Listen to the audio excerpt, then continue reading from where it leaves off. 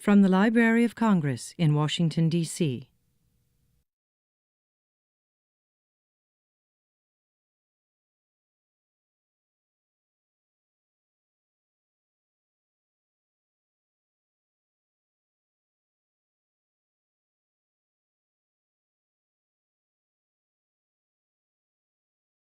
Well, good afternoon, everyone, and welcome to the Library of Congress. I'm John Cole. I'm the director of the Center for the Book in the Library of Congress, which is the reading promotion arm of the library. We were created by Daniel Borston when he was Librarian of Congress in 1977.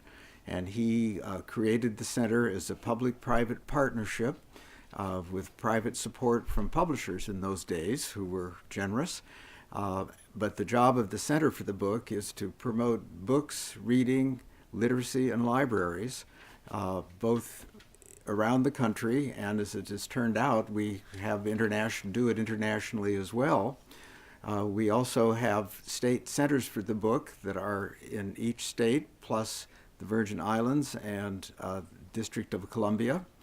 And we are very active here in Washington.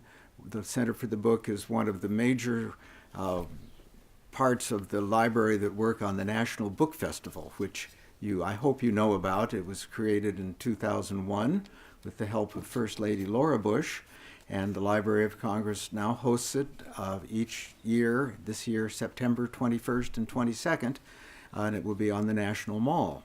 And we will have more than 100 writers who not only will make presentations, but also become involved with book signing and celebrating books.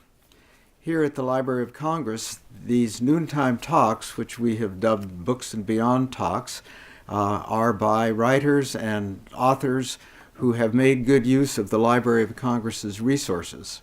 Our talks are all filmed for our website, so I would like to ask you to turn off all things electronic and be prepared for during the question and answer period. If you are asking questions, and I know you will get answers, but your question asking constitutes our right, if we so choose, to have you part of our webcast, and we thank you in advance. The Center for the Book will also be involved in other major activities during this coming year. One of them I was speaking about earlier is the first Library of Congress Literacy Awards, which are going to be awarded this year. And as you go out, I have put some news releases out about our schedule of other books on the schedule and also the Literacy Awards. The Literacy Awards the applications are available online. They go to groups that are fighting illiteracy, and it's a method of sort of raising consciousness again about the literacy problem in our country, which does not go away, and encouraging other groups to become involved in both the fight against illiteracy and the fight against what we call illiteracy, people who can read but don't. All of this is done in the name of actually the culture of the book, as Dr. James Billington, the Librarian of Congress, now talks about and groups a lot of the activities. But to today's talk, today Stephen Hess is here, as you know, and I always love to show a finished book as a product of research, not only at the Library of Congress in this instance, but many institutions. And in fact, Steve will talk about this, it really is a special kind of ongoing project for him, one of many, many projects that he will be not only talking about the results, but also, I think, telling us about some of the other books and projects in which he is involved. For those of you who don't know Mr. Hess, he is a senior fellow emeritus in governance studies at the Brookings Institution, and formerly a distinguished research professor of media and public affairs at GW, at George Washington University. He was a young speechwriter in the Eisenhower White House and returned to the White House to work with Presidents Nixon and Carter. And he has also advised the presidential transition teams of Presidents Reagan and Clinton. His numerous books include Through Their Eyes, Foreign Correspondents in the United States, published by Brookings in 2005. Organizing the Presidency, another Brookings book. And what has to be my favorite, because it's based on Library of Congress collections, and it is through this book that I first met Mr. Hess. He was with Milton Kaplan, who used to be the curator for political cartoons here in the Library of Congress. He put together the Ungentlemanly Art, a history of American political cartoons. So he obviously is a man who not only knows about politics, but comes at politics from many different angles, which we are going to learn about today. It's my pleasure to present Stephen Hess. Steve?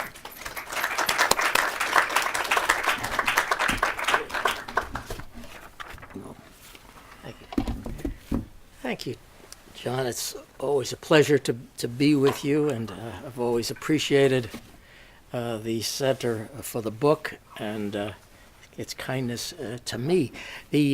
My connection to the library is, on this particular time, is really twofold.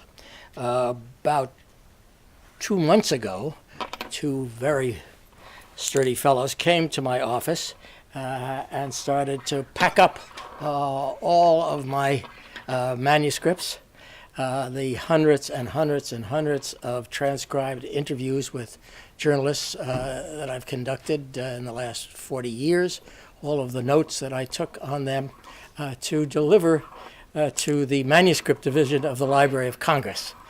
And on the side of each box, I didn't know this, they slapped a big sticker. It said, "The Stephen Hess Collection."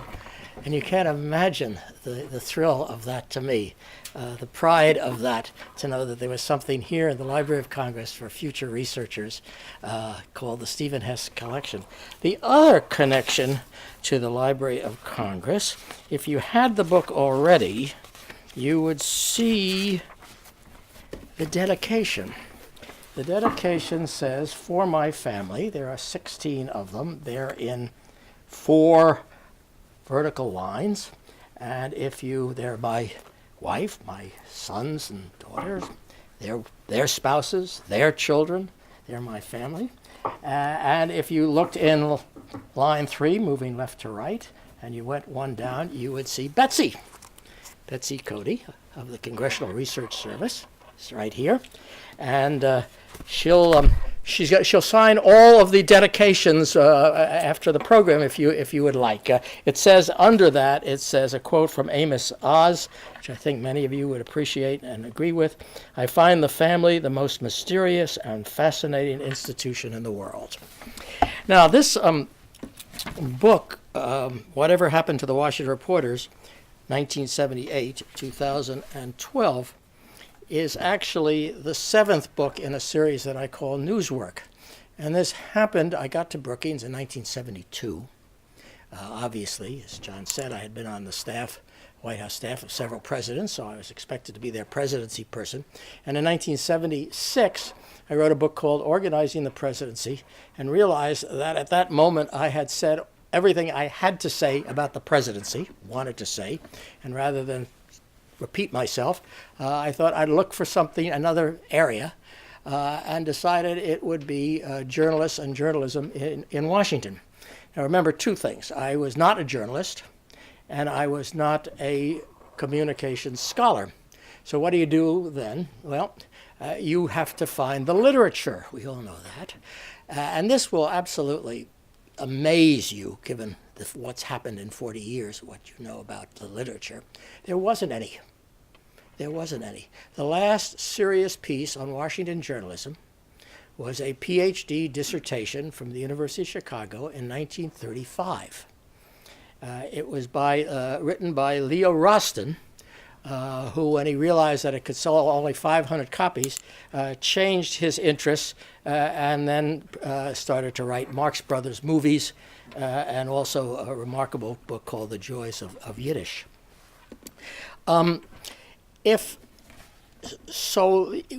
What happened was I really had to start my own methodology as I went along. But in that first book, I interviewed 450 Washington journalists who were covering the national government for American papers.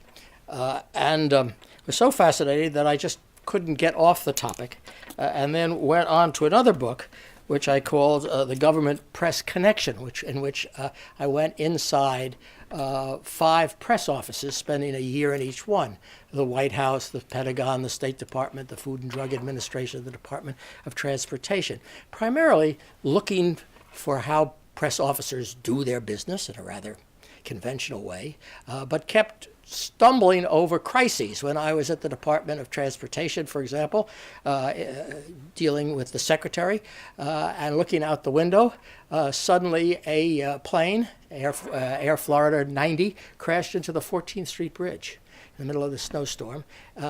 And there I was at the center of this, and I could follow a crisis right through, where people were always in the wrong place, but how they adjusted to this. Same thing at the Pentagon. When I was there, there were American planes shot down 2 Libyan planes. And again, I saw a different set of crisis management going on there, in which I learned from their assistants that in the initial reporting of a crisis like that, it never gets more than half right. But I also had an opportunity to follow leaks in government, which was quite fascinating. I made a topology of them: the goodwill leak and the ego leak and the animus leak and so forth and so on, and learned, as Scotty Reston used to say, that the government is the only vessel that leaks from the top. We went on from press officers until the Senate, and wrote a book called The Ultimate Insiders, U.S. Senators in the National Media. The Senate, or the Congress, is really a very unfriendly place to scholars, and rather than stand around waiting for some secretary to give me an opportunity to interview their boss, I simply hung out every day, figuring out where they were likely to be. Senators do a lot of walking between their offices, the Capitol, cloakrooms, and so forth and so on, very often alone. And I would simply go up to a senator, introduce myself, and say, Senator, journalists are going to put an adjective in front of your name. If you had your druthers, what adjective would you like to have there? This was a question that hadn't been asked before, and it interested them, and they would stop and think about it and talk, and sometimes have very long conversations. They forgot all else that they had to do after that. And I actually interviewed half of the United States Senate just that way in the corridors. By the way, the adjective that they most wanted to have in front of their name was hardworking, as in hardworking John Melcher or something like that. So from those 2 books, I went to a book called Live from Capitol Hill, more about the House than the Senate, and very much about television, as local television and the internet was starting to weave into Washington, and tried to figure out how often these congressmen appeared, or congresspeople appeared in their districts in meaningful ways. They were spending an awful lot of money to be seen and heard, but it turned out that they were hardly seen at all. Which surprised me, and I wondered why. The reason why, I think more than any, is somehow from this little quote of the book. It says, "It is August 1st, 1984, and I am sitting next to Senator Alan Dixon in a screening room in the basement of the Capitol. We are watching a recent broadcast from a cable station in Peoria. A question put to him requires a delicate answer. Dixon listens to his response. He smiles, then issues a laugh that comes from deep inside him. 'I got out of that pretty good,' he says. Watching a man so thoroughly enjoy watching himself is an exquisite experience." And I call that chapter, "I Am on TV, Therefore I Am." We went on from that because fortunately we got some grants and some money to go around the world, my wife and I, and wrote a book called International News and Foreign Correspondence. When we got to Rome, for example, I met a young man who's now my colleague. His office is right next to mine, E.J. Dione, who was then with the New York Times, and he was trying to explain to me what it felt like to report from from the Middle East. There was a point where they went to Beirut all the time, and he says, you become hooked on your own adrenaline. I particularly was interested in some of these correspondents who were really high-risk people. In Beijing, there was Nicholas Kristof, who had filled out his expense account after Tiananmen Square, which was one bike run over by tank. When I got to Istanbul, I met up with John Pomfret of the Washington Post, who was in Kurdistan, coming in for a little recreation that weekend. And one question I would always ask to them was really, what are your survival techniques? And John said to me, never wash your car. Never wash your car seemed like a strange answer. But he said, if someone plants a bomb under it, you will see the fingerprints. At any rate, from that, seeing how the U.S. covered the rest of the world, it was natural to see how the rest of the world covered us, including the people who give out the Golden Globe, the Hollywood press correspondents as well. So now, after nearly 4 decades, we had come to the final book. The final book presumably should explain where we're going from here. I'd spent a lot of time getting there. What next? When I suddenly realized, it didn't take much to realize this, that I hadn't the faintest idea where the media, when I started it was called the press, by the time I finished it was called the media, where the media was going. So what I did was, instead of going forward, I decided to go back. By this time, I was also, as John said, a professor at George Washington University, so I had captive students who were very happy to join with me. I had interns at the Brookings Institution, where I was emeritus. And what we did was we went back to that first book, where I interviewed 450 reporters in 1978, and tried to find them again.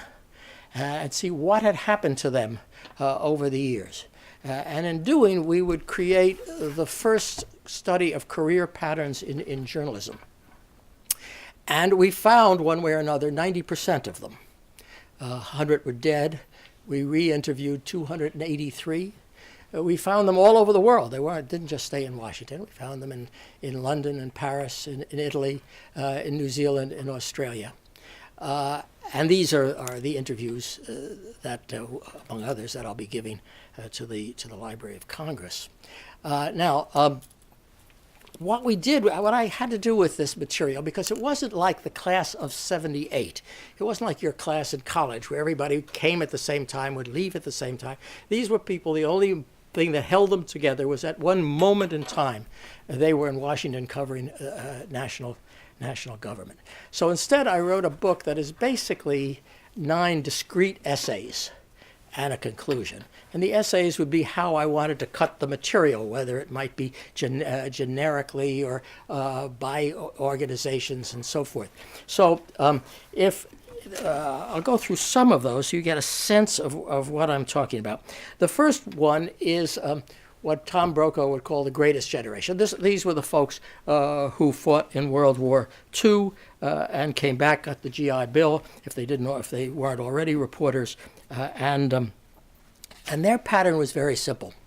They worked someplace where they learned that organization, and then they were sent to Washington, where they spent the rest of their lives, and where they retired at 65. They didn't have to, but they did. That was the way it went at that time. So I'll give you an example. Page.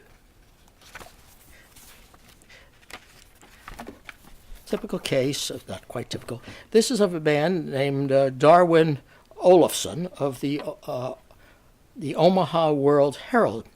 And he was transferred to Washington in 1950. He said as a form of punishment. And he tells the story that he was covering the first big snowstorm in Omaha, and he was sent out to get images of the children playing in the snow and white flakes falling and so forth. Instead, what he found was the students were standing around in the freezing on the school playground. So he was an industrious reporter. What he did was immediately started a snowball fight, and the kids loved that. And then he says, but before I got back to the newsroom, the school principal had called our executive editor and accused me of threatening the health and welfare of an entire new generation. Shortly thereafter, the executive editor called me in and said he thought I would do better in an unstable environment. He was sending me to Washington. So that's how it was at that point. Now, the next thing I might like to tell you about is a chapter on women. This was a little different in this way. There were only 20% of this group were women. It would have been impossible to just pick that 20% and make an interesting chapter out of it. So we kept interviewing over time, and we found a rather interesting pattern. But this basically is how it first started. And the one I'll quote is Judy Woodruff, who had graduated from Duke University in 1968. My spring break, I went to Atlanta. I interviewed all 3 affiliate news directors. 2 of them barely gave me the time of day. The third, the ABC affiliate's news director, this was a station that was doing one newscast on the weekend, and he said, I could use a gopher, newsroom secretary. You can answer the phone, pick up some of the mail. And I worked for them for a year and a half. The last 6 months, they hired me to do the 11 o'clock Sunday night weather. It was like Cinderella. During the week, I would come in and be the secretary in the newsroom, and then on Sunday night, I would come in at 6, and for 5 hours, I would pore over the weather wires, and that's how I learned how to do the weather reports. She went on to bigger and better things. And then right after that, I talked about Nina Totenberg, who was also looking for a job at the time in Boston. And every time she would come in, they would say to her, we have our woman. This was my favorite, she said, we have our woman. That was all the time, we have our woman. So I watched this through a progression that goes through this strong sense of discrimination, and family, and then balance, and end the chapter with somebody who's a wonderful reporter, although not as famous probably to you as Judy Woodruff or Nina Totenberg, and her name is June Kronholz. And this is what she told us. I was the only woman in the Dallas bureau of the Wall Street Journal in 1976. And it was a very macho place, you know. There was pinups around the office, and it was not very friendly atmosphere. 5 years later, by fluke, I was sent to Rhodesia to cover the end of the Independence War, and I liked Africa so much that I was given the Africa beat. So I did that for a couple of years, and then I was asked to develop a beat on third world issues. Then in 1980, I came back to be the bureau chief in Boston. In 1985, I went to Hong Kong to be the bureau chief, caught the revolution in the Philippines, returned to Washington to be the deputy bureau chief in 1987. And then there was a unique twist. She married an American diplomat, and left journalism for 7 years. And she says to us, you know, you get married when you fall in love. You really are. You're not going to decide, oh, I'm going to wait 15 years to get married, you know. You're going to do it when your heart tells you you do it. So it just happens that I didn't get married until I was 40, and I had my children at 41 and 42. It was not because I planned it that way. That's just the way it happened. In 1997, June returned to the Washington bureau of the Wall Street Journal, working 4 days a week, and we interviewed her again in 2006. Her kids were now 16 and 17, and she said, we've got college night tonight, so I'll go home about 6:30, which is a little early for me. You know, you just have to set your priorities.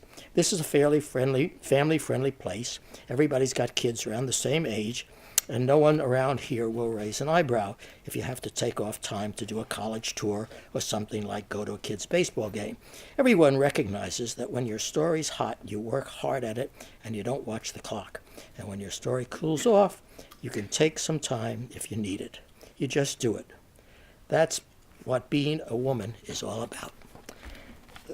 Okay, another chapter was the boomers. We started with the World War II generation. We saw the pattern there, one employee moving along and to retirement. When we get to the boomers, we start seeing real changes. People start moving from one job to another job. People start moving from one type of medium to another, and it really becomes quite interesting. Here is one woman who moved from one job to another.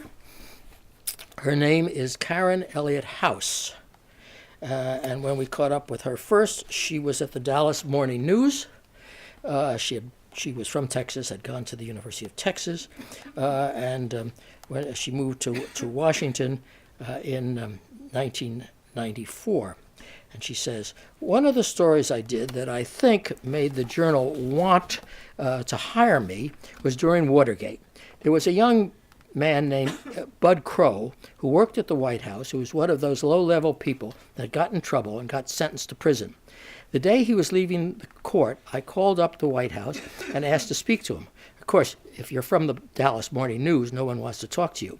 But my picture happened to have been on the front page of the New York Times standing behind him.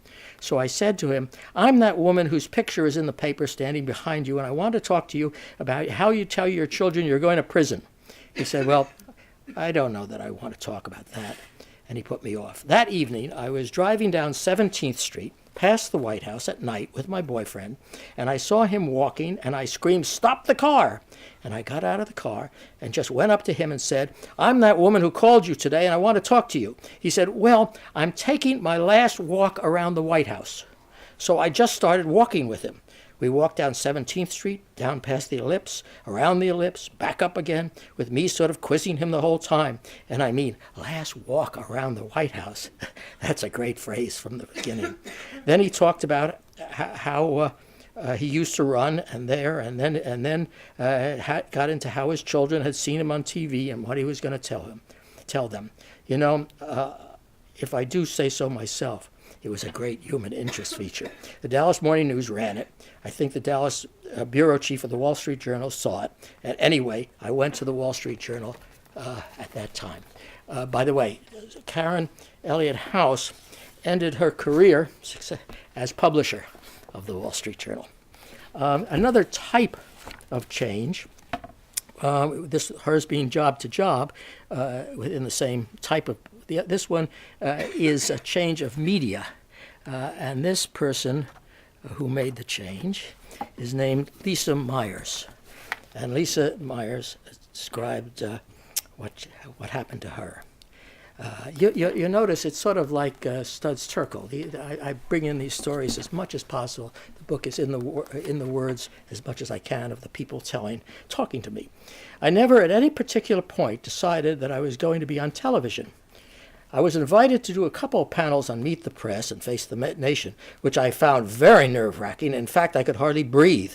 I think that the thing that really made the difference for me is there was a news conference.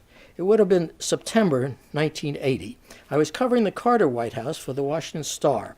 I hadn't been covering the White House long. President Carter may have thought I was a sweet young thing. It was the very end of the news conference, so it's usually when they look for softballs and puffballs. President Carter called on me, and I asked him about some allegation he'd made about Governor Reagan having injected racism into the presidential campaign. The president basically blew me off and said, look, I never made such an allegation or something like that. I stood there and re-asked the question. At that point, he totally denied that he ever said such a thing. After that news conference, Leslie Stahl ran over to me and said, tell your parents to watch tonight. On all the evening news shows, there I was asking some questions to the president and him basically providing a not terribly straightforward answer. Then, of course, the network rolled the tapes of him saying exactly what I had said he had said. So that was the moment that propelled me into television. It wasn't any grand plan on my part. It was really unscripted.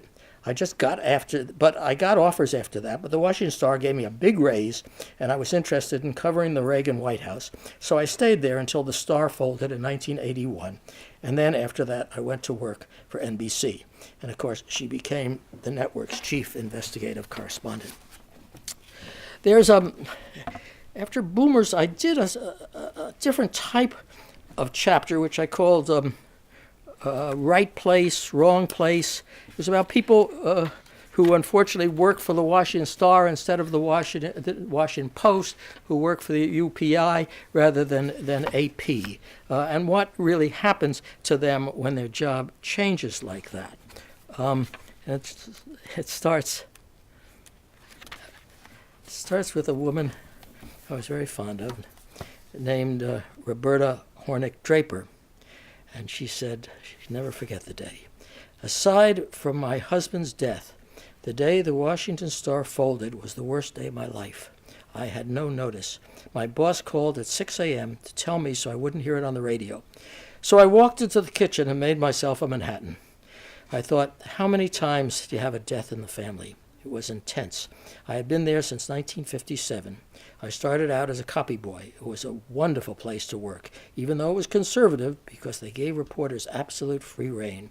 No one ever told you what to do. And then she says later, a friend from NBC called with a job offer. I became their Senate producer, which is a euphemism for off-camera. I did all the Tuesday lunches, all the interviews, all the press conferences, wrote memos, told the reporters what to report. I stayed at NBC for 20 years. And what happened, of course, was the superstars like Mary McGrory were quickly grabbed up. The people who weren't superstars sometimes and often had to go even other cities to find work. TV networks. Let's try TV networks. TV networks were always a place with a very two-tier situation. The stars that I talk about, and then the others that were not stars. If you were a specialist, it could be exceedingly difficult for you when the shows were the half-hour nightly news. I interviewed all three of the specialists, ABC, NBC, and CBS, for the Supreme Court, and they're interesting in part. This first is Carl Stern, who was with NBC, and he said the principal problem was that what had been a reporter's business became a producer's business. The principal producer, to whom I reported in New York, had very strong views as to what she thought the court was doing, which occasionally did parallel what the court was doing, but not always. She would change my copy, and I'd say, well, they didn't say that. And she'd say, well, it means the same thing, and people will understand it better. Frequently, it reached the point where I didn't believe half the things I was saying on the air. Not that it was blatantly false, but that it was inaccurate. I had this phone call from Stephen Friedman, the Even News senior executive, and he's bawling me out. He says, I've had this fairness bullshit up to here.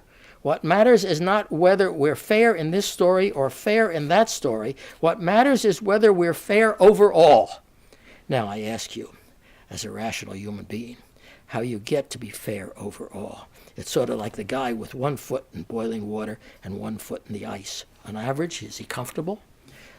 It just became an entirely different business, and I was relieved to go on to something else. He went on to be the spokesman for Janet Reno, the Attorney General, and then had a very long and successful career, mostly often teaching ethics at George Washington University, where we were colleagues.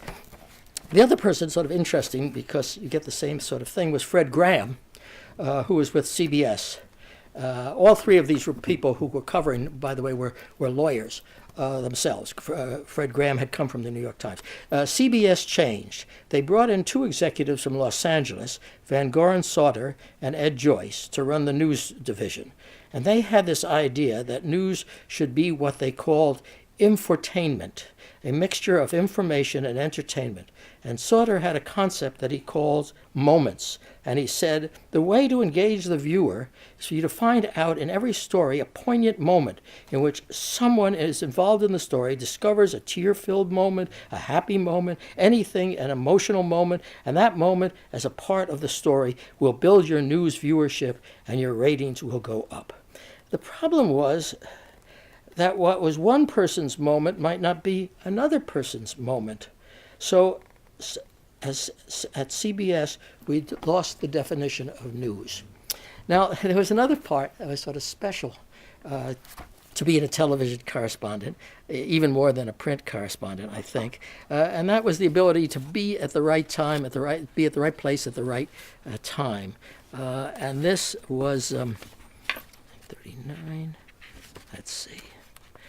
This was Ike Pappas of CBS. He was at Dallas Police Headquarters, 1963. I entered the basement of the Dallas Police Headquarters, and I didn't know where I was going to stand to try to report the story of the departure of Oswald. So I found a little spot by the fender of the chase car of the armored truck, and I squeezed in. And I didn't realize it, but I was squeezing in right in front of Jack Ruby. And I saw the man jump in front of me with a black coat on, fedora hat, and suddenly there's a bang and a flash on Oswald's sweater and a moan, and he goes down and hears, "My God, what's happening now?" The things that cross your mind as a reporter. Could this possibly be the assassination of the President of the United States being killed? Put that in words. And I just said what I saw. New York Times, talk a little about that, how are we doing on time? New York Times was by far my favorite chapter because there were 30 reporters in the Bureau and I interviewed 17 of them. And they're, by now, for those who are political junkies, like probably this audience, they became pretty famous people, and you see their stories imposing on each other. And you started with the bureau chief, who was Hedrick Smith, and then you went on to Steve Roberts and Bernie Kurtzman and Rick Smith, who became U.S. ambassador to Germany, and so forth. I'll read a rather long one from Marty Tulsian, because in various ways it reflected how you worked your way through the New York Times.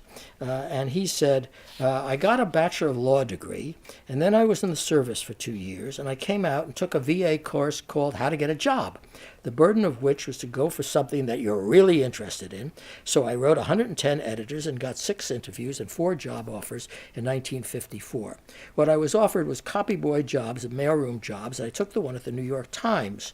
Then when you get that job, according to the VA course, consider it as a foot in the door and make yourself useful to the people who are doing the kind of work you want to do, and someday a task will come up and someone will be on a project, or someone will be on vacation, or someone will be sick, and they will need somebody, and they will look at you and they'll say, well, what the heck? He knows how to bring us coffee, and he knows how to rip copy off the old teletype machine. Let's give the kid a break. And I followed that to a T, and it worked for me. I was a copy boy for a year.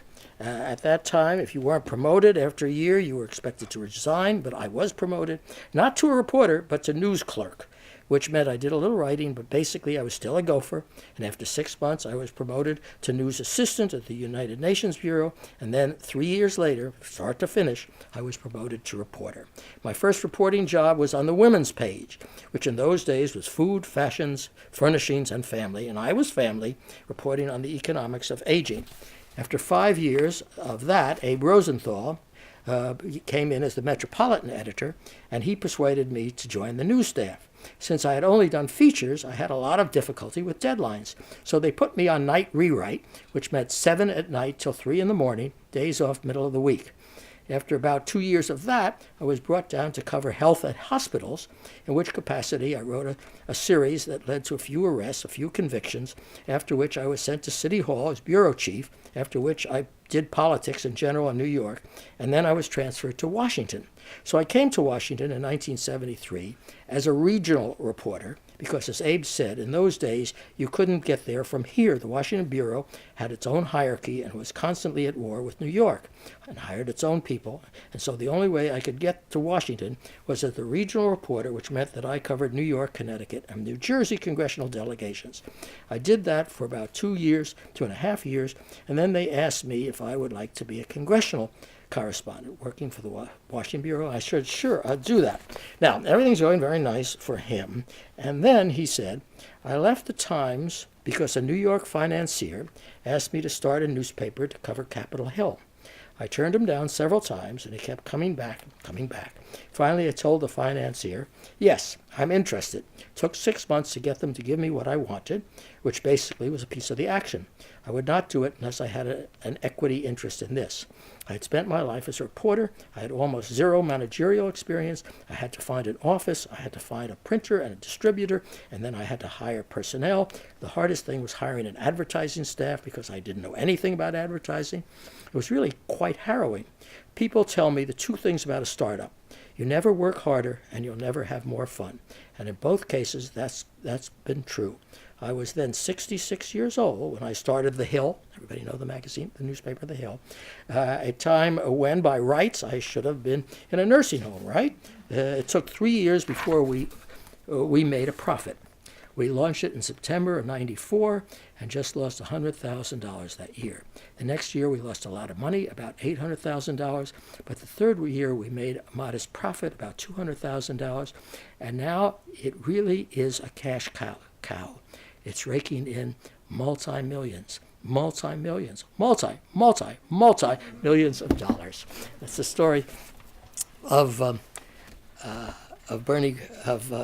Tulsian. The next story, I don't want to do too much, is Bernie Kurtzman, who was a great diplomatic correspondent, foreign editor, and when he was 60 and thinking that maybe this is about it, he happened to go to Harvard to visit his son, who was in computer science. His son shows him something that he never saw before, and he said, "My God, we can do that on a newspaper." He comes back and convinces Joe Lelyveld, the editor, and becomes the first editor of New York Times Online. So he went, by this particular fluke, from being a traditional reporter to a website journalist. Steve, you want to leave some time for questions? Yeah, okay. Let me cut right to conclusions, what this all adds up to. And this is it. One expected, because this is what reporters told you at the time when we interviewed them, that this would be their mantra, which was "you go till your legs go," and basically it's sort of about four parts. First, it is that Washington is a semi-profession. You don't have to go to journalism school. You don't have to be accredited, thanks to the Constitution. All you need to do is get a job in journalism.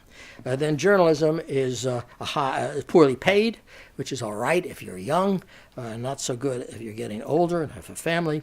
It's a high energy job, meaning that your hours are strange, your work habits are long, and ultimately it's a bridge semi-profession. You learn things and have contacts that you can move into other areas. So that what we expected to find, what the reporters told us, would there become a time when they suddenly look around and they're worried about having money to put their kids to college.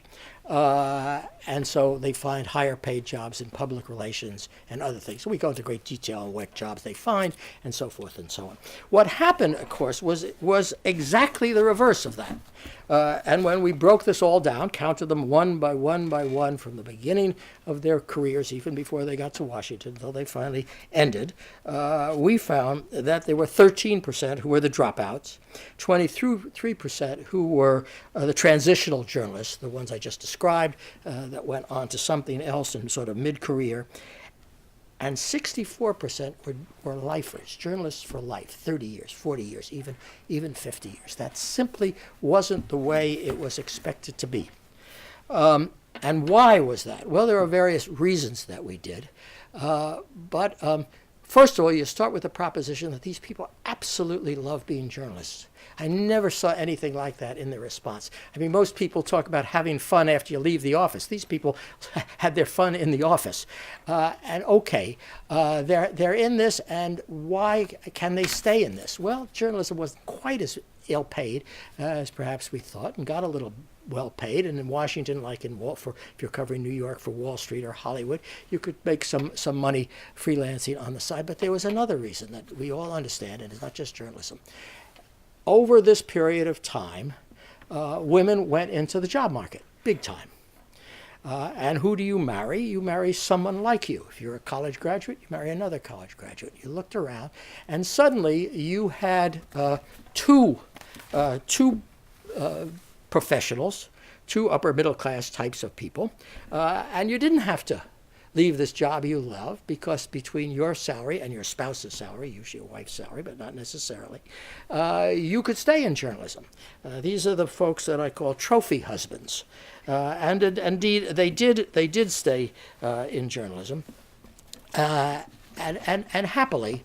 And that, in a sense, is how I close my story. I should say, by the way, that if you haven't had enough about journalism in Washington, if you're really a journalism junkie, as I am, I should tell you that Smithsonian Associates on May 16th, Thursday, from 7 to 9, I'm putting on a program called On the Record, and my guests will be Nina Totenberg again, David Leonhardt, the bureau chief of the New York Times, Clarence Page, Pulitzer Prize-winning columnist for the Chicago Tribune, Chris Wallace, who now has the Sunday program now on Fox, and Karen Tumulty, one of the best political reporters on the Washington Post. So that I assume is available for those who haven't had enough of Washington journalism right now. But sure, let's have some questions.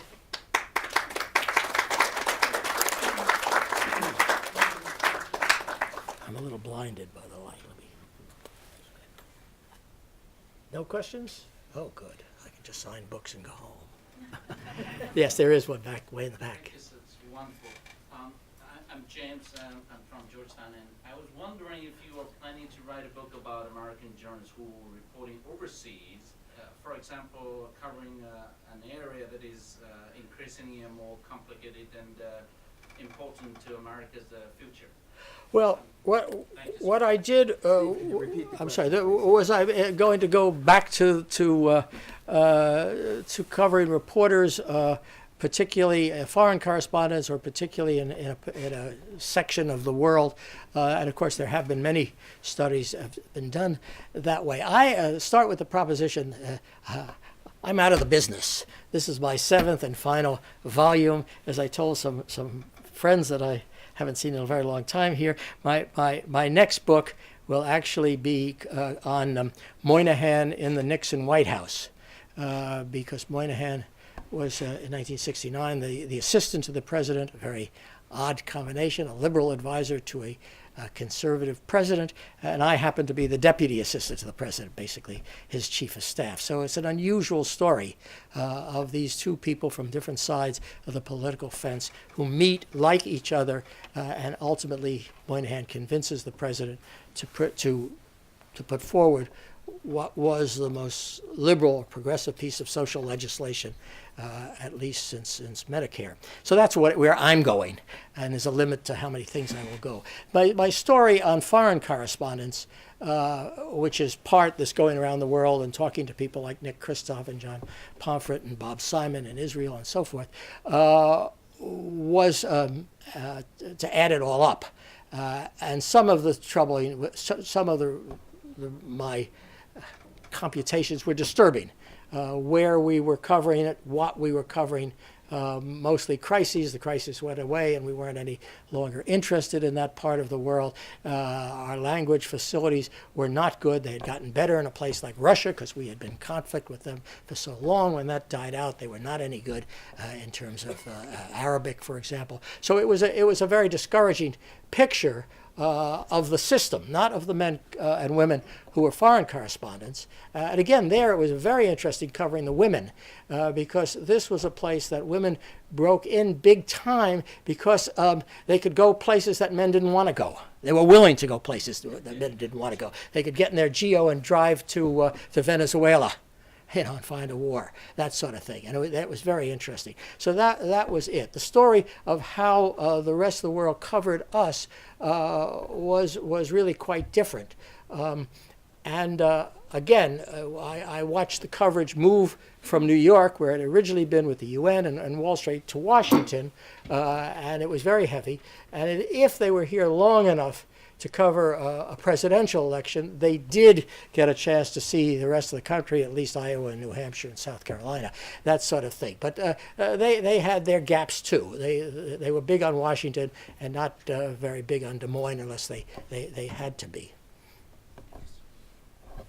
Ooh. Yes, sir. over the course of time, you've been studying the correspondence over this period of time. Do you think that the quality of information that is getting out is better, worse, or the same as it was? Yeah, that's the key question, of course, because it has changed. It is changing so radically, and it's moving so that if you pick up the paper here in Washington, both today and yesterday, you'll already see two major changes, and this is just today and yesterday. Yesterday, the Washington Post decided that they would put in a paywall and charge for online. The New York Times did it a year or so ago. The Wall Street Journal was the only one smart enough to do it from the beginning, but in other words, they were giving their product for free, and it's pretty hard to pull back. So they're looking for ways to find a living. The other was the other side of the coin, an interesting paper like the Washington Examiner decided it would go out of business in June. Instead would be a slick magazine for political wannabe sort of thing. So what's happening is we're in a terrible transition. Not terrible. We're in a transition moment, which is why I didn't write about it. I don't know the future, and it's going to work itself out. It has to work itself out. This is a business that will always be with us. There will always be people, that at least I prove in this book, who want to be journalists. But at the moment, I would say that if you're reading this morning's Washington Post and you read the Washington Post when I started this book in 1978, it would have been better then. Part of the reason it would be better then, it was better edited. That's where you cut. You cut your editors, which means it's more full of errors, that sort of thing. But there's another part of it that is really sort of interesting, and that's the totality of news. I guess when the first book came out, I was on a talk-in show, I think public radio, Diane Rehm, and a woman called in, and she was concerned. Somehow she wasn't getting the news somehow that she wanted, that she needed, and didn't know how to do it. Maybe I could advise her. Of course, there's a lot of news out there. And I suddenly thought to myself, hey, diets. Boy, bestseller list is full of diet books. I could make a lot of money being a media diet write a media diet book or being a media doctor. And I said, there are really only three things I need from you. What are your interests? How much time are you willing to spend on information?